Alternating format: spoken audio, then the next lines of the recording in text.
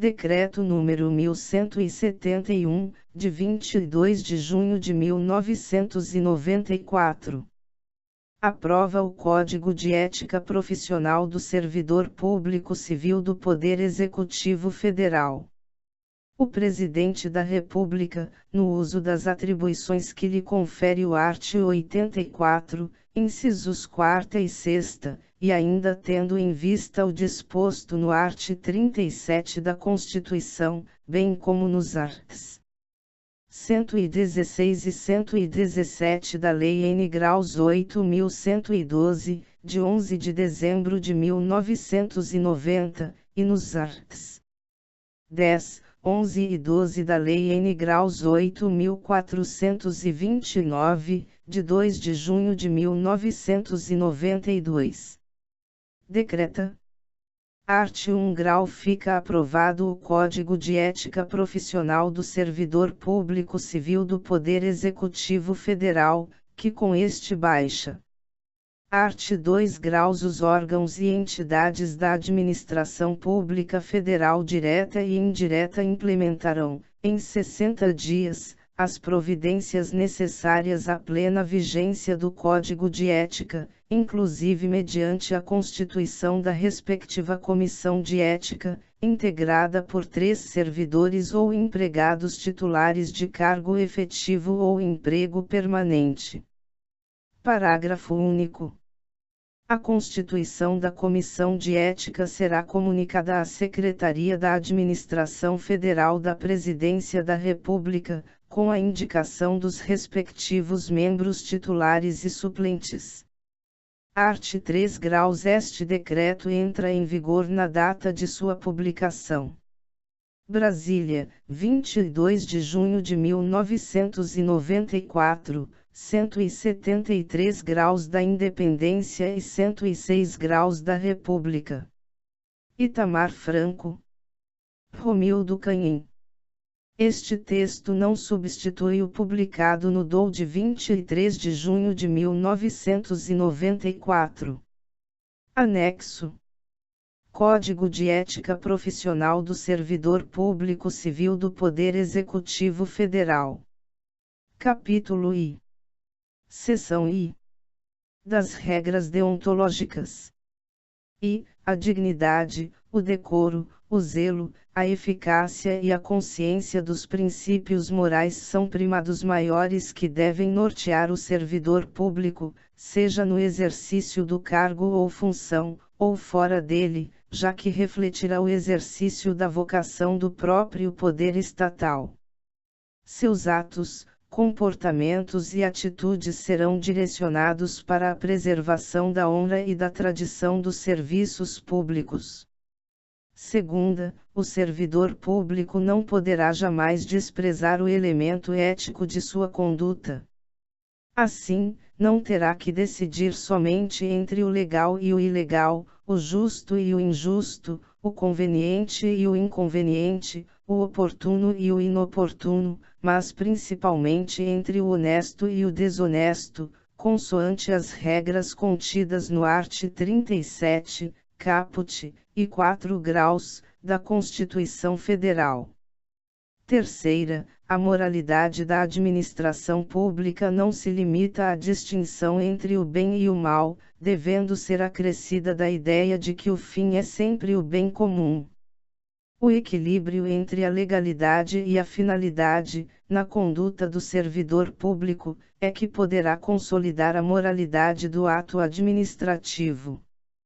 Quarta, a remuneração do servidor público é custeada pelos tributos pagos direta ou indiretamente por todos, até por ele próprio, e por isso se exige, como contrapartida, que a moralidade administrativa se integre no direito, como elemento indissociável de sua aplicação e de sua finalidade, erigindo-se, como consequência, em fator de legalidade.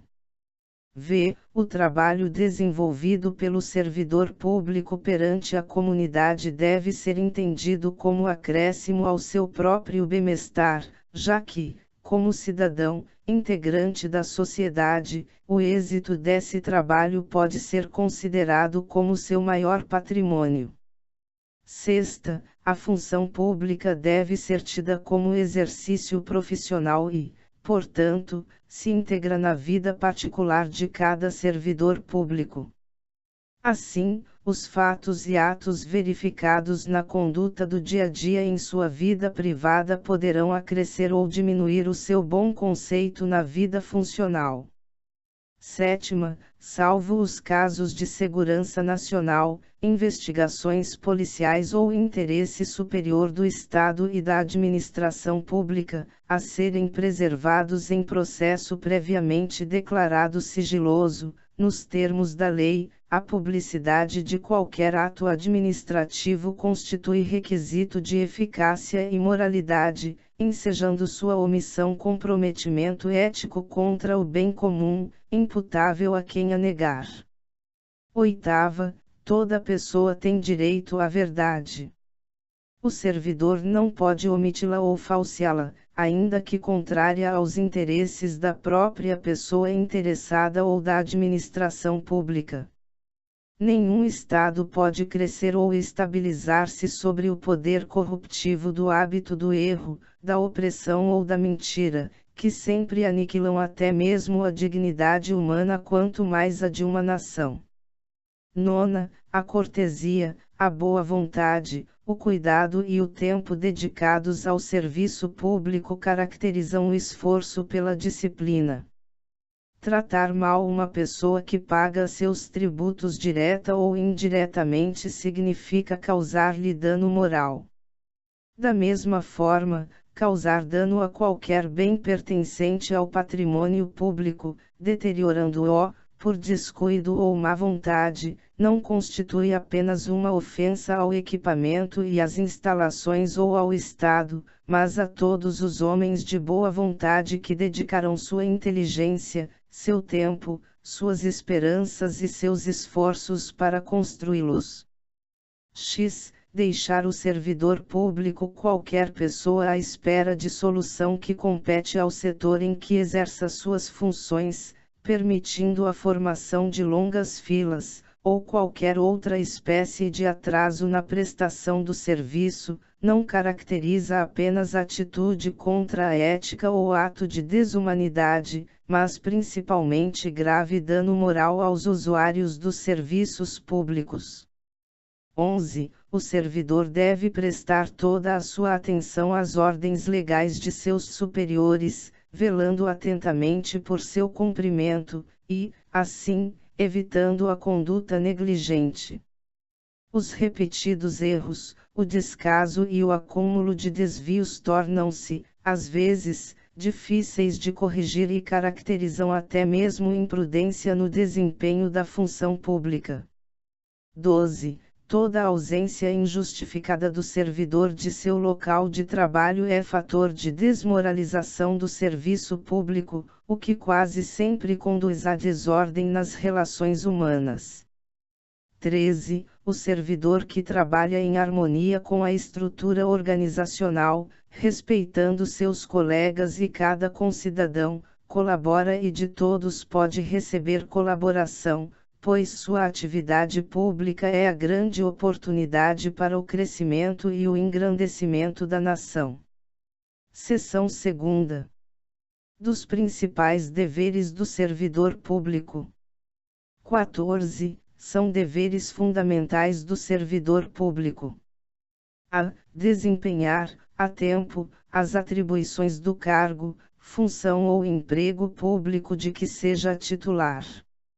B. Exercer suas atribuições com rapidez, perfeição e rendimento, pondo fim ou procurando prioritariamente resolver situações procrastinatórias, principalmente diante de filas ou de qualquer outra espécie de atraso na prestação dos serviços pelo setor em que exerça suas atribuições, com o fim de evitar dano moral ao usuário.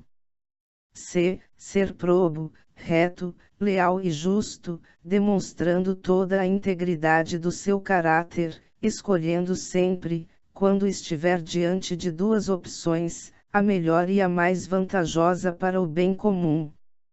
D. Jamais retardar qualquer prestação de contas, condição essencial da gestão dos bens, direitos e serviços da coletividade a seu cargo. E, tratar cuidadosamente os usuários dos serviços aperfeiçoando o processo de comunicação e contato com o público. F. Ter consciência de que seu trabalho é regido por princípios éticos que se materializam na adequada prestação dos serviços públicos. G. Ser cortês, ter urbanidade, disponibilidade e atenção, respeitando a capacidade e as limitações individuais de todos os usuários do serviço público, sem qualquer espécie de preconceito ou distinção de raça, sexo, nacionalidade, cor, idade, religião, cunho político e posição social, abstendo-se, dessa forma, de causar-lhes dano moral. H. Ter respeito à hierarquia, porém sem nenhum temor de representar contra qualquer comprometimento indevido da estrutura em que se funda o poder estatal. I. Resistir a todas as pressões de superiores hierárquicos, de contratantes, interessados e outros que visem obter quaisquer favores, benefícios ou vantagens indevidas em decorrência de ações imorais, ilegais ou aéticas e denunciá-las. J. Zelar, no exercício do direito de greve, pelas exigências específicas da defesa da vida e da segurança coletiva. L. Ser assíduo e frequente ao serviço, na certeza de que sua ausência provoca danos ao trabalho ordenado, refletindo negativamente em todo o sistema. M. Comunicar imediatamente a seus superiores todo e qualquer ato ou fato contrário ao interesse público, exigindo as providências cabíveis. N. Manter limpo e em perfeita ordem o local de trabalho, seguindo os métodos mais adequados à sua organização e distribuição. O. Participar dos movimentos e estudos que se relacionem com a melhoria do exercício de suas funções, tendo por escopo a realização do bem comum. P. Apresentar-se ao trabalho com vestimentas adequadas ao exercício da função. Q. Manter-se atualizado com as instruções, as normas de serviço e a legislação pertinentes ao órgão onde exerce suas funções. R. Cumprir, de acordo com as normas do serviço e as instruções superiores, as tarefas de seu cargo ou função, tanto quanto possível, com critério, segurança e rapidez, mantendo tudo sempre em boa ordem. S. Facilitar a fiscalização de todos atos ou serviços por quem de direito. T. Exercer com estrita moderação as prerrogativas funcionais que lhe sejam atribuídas, abstendo-se de fazê-lo contrariamente aos legítimos interesses dos usuários do serviço público e dos jurisdicionados administrativos. U. Abster-se, de forma absoluta, de exercer sua função, poder ou autoridade com finalidade estranha ao interesse público, mesmo que observando as formalidades legais e não cometendo qualquer violação expressa à lei. V. Divulgar e informar a todos os integrantes da sua classe sobre a existência deste código de ética, estimulando o seu integral cumprimento. Seção 3ª. Das vedações ao servidor público. 15. E vedado ao servidor público.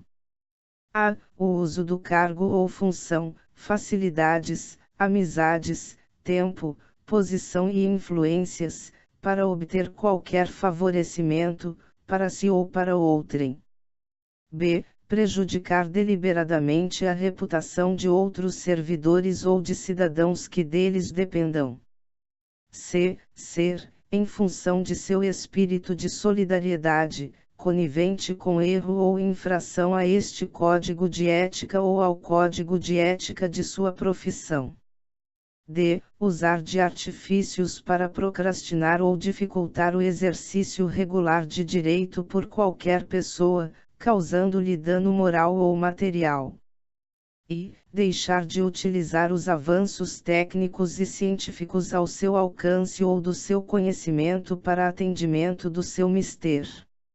F. Permitir que perseguições, simpatias, antipatias, caprichos, paixões ou interesses de ordem pessoal interfiram no trato com o público, com os jurisdicionados administrativos ou com colegas hierarquicamente superiores ou inferiores.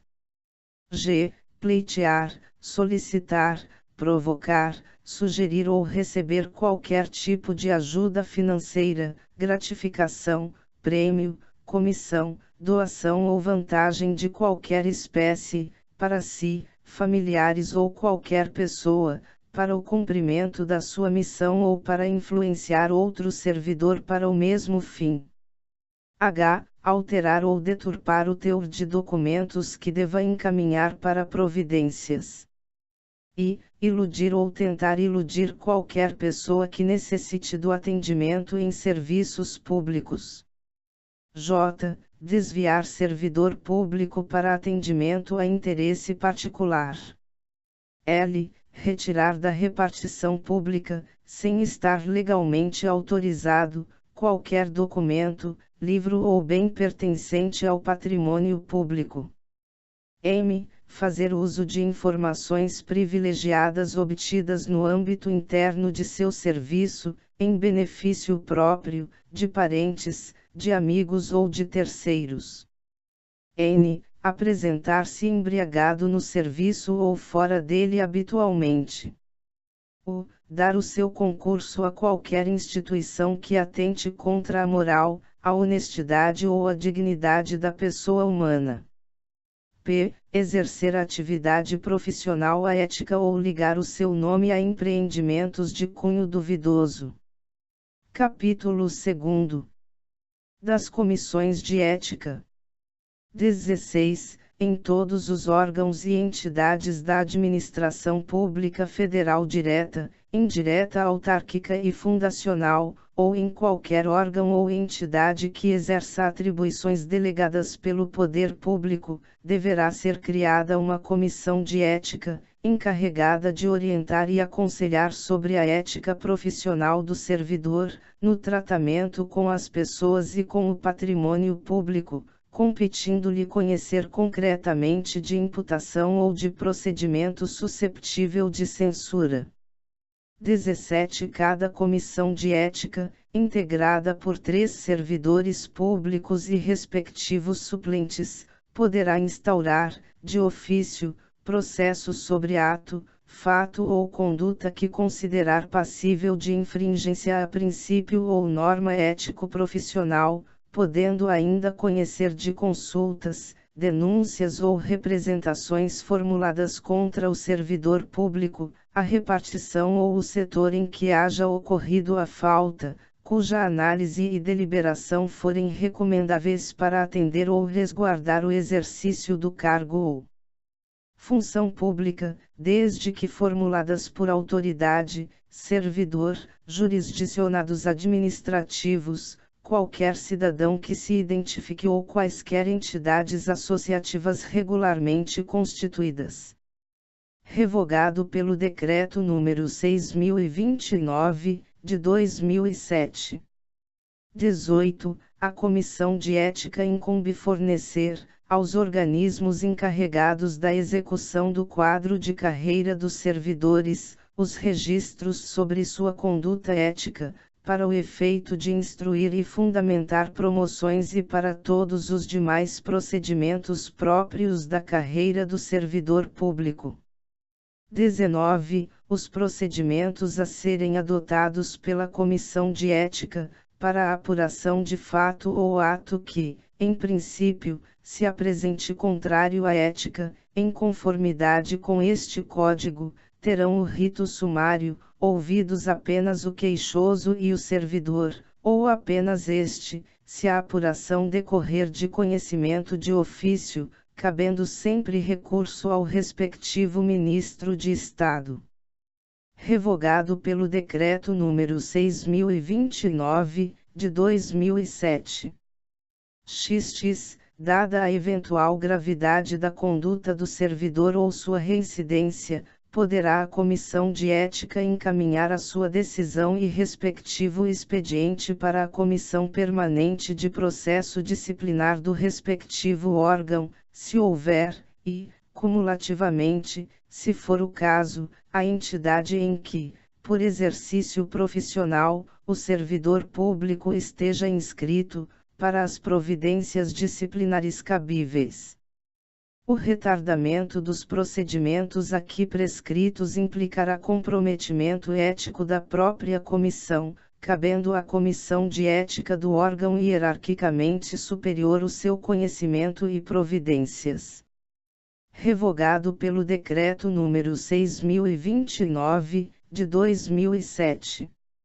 XXI, as decisões da Comissão de Ética, na análise de qualquer fato ou ato submetido à sua apreciação ou por ela levantado, serão resumidas em ementa e, com a omissão dos nomes dos interessados, divulgadas no próprio órgão, bem como remetidas às demais comissões de ética, criadas com o fito de formação da consciência ética na prestação de serviços públicos. Uma cópia completa de todo o expediente deverá ser remetida à Secretaria da Administração Federal da Presidência da República. Revogado pelo Decreto nº 6.029, de 2007. XXI, a pena aplicável ao servidor público pela Comissão de Ética é a de censura e sua fundamentação constará do respectivo parecer, assinado por todos os seus integrantes, com ciência do faltoso. A Comissão de Ética não poderá se eximir de fundamentar o julgamento da falta de ética do servidor público ou do prestador de serviços contratado, alegando a falta de previsão neste Código, cabendo-lhe recorrer à analogia, aos costumes e aos princípios éticos e morais conhecidos em outras profissões, revogado pelo Decreto nº 6.029, de 2007. Para fins de apuração do comprometimento ético, entende-se por servidor público todo aquele que, por força de lei, contrato ou de qualquer ato jurídico, preste serviços de natureza permanente, temporária ou excepcional, ainda que sem retribuição financeira, desde que ligado direta ou indiretamente a qualquer órgão do poder estatal, como as autarquias, as fundações públicas, as entidades paraestatais, as empresas públicas e as sociedades de economia mista, ou em qualquer setor onde prevaleça o interesse do Estado.